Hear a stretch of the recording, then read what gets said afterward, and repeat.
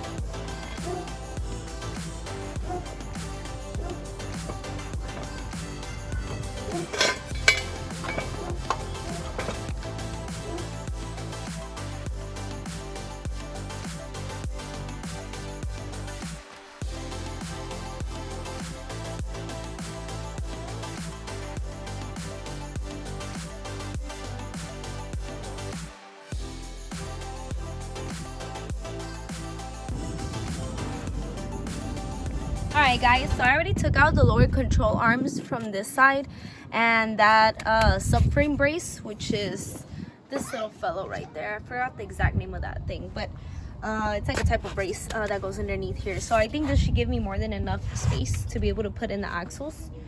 And yeah, I'm gonna just keep it how it is, like this. Just roll the axles underneath, and I'm pretty sure I can find a way to just wiggle it in so it's able to like slide into the axle carrier pretty smooth, and then just go back into the diff, and then we'll go from there.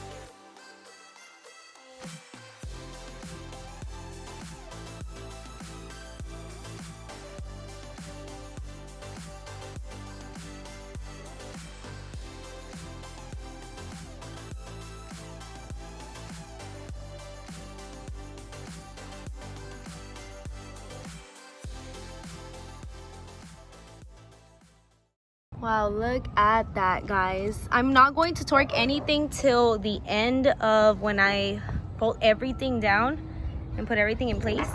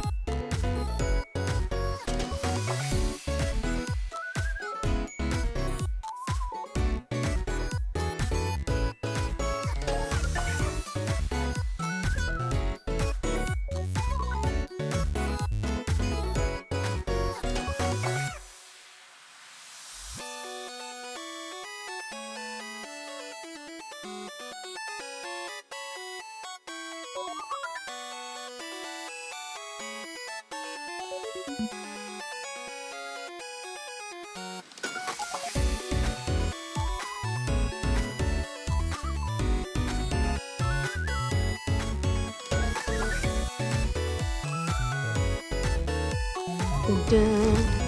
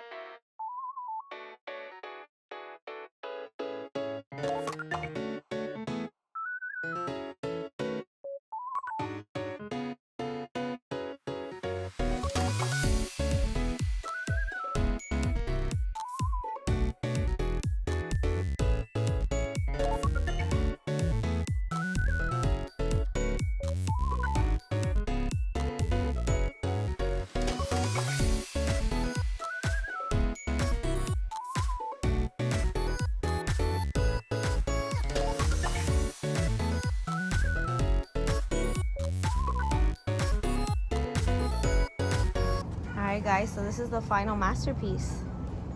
Look how beautiful it looks. Man, I haven't seen it this complete since the day I bought the Supra. Then I started taking things apart. And it's pretty much finished, except that I didn't torque down the axle nuts. I tightened them down as best as I could, but that actually is supposed to be torqued down to 213 foot-pounds, and my torque wrench maxes out at 160. So I have to get a new torque wrench, and I have to figure out a clever way on how to get the axles to stop moving, so then I'm able to go ahead and torque down that nut. And besides that, I also need an extension for the hex bolt. So this one right here, I'm also not able to torque these down. So I'm gonna go ahead and get a few more tools just so that this is completely ready. But for the most part, I will leave all of the information that you guys need to know down below in the description to help you guys out. If you guys have a Toyota Supra as well, this is the same concept that you can apply to your Supra for different years. And yeah, this is a completely restored subframe for my Toyota Supra build. And definitely only the best. Only the best. But this was worth it. It was gorgeous. Wow. Peace.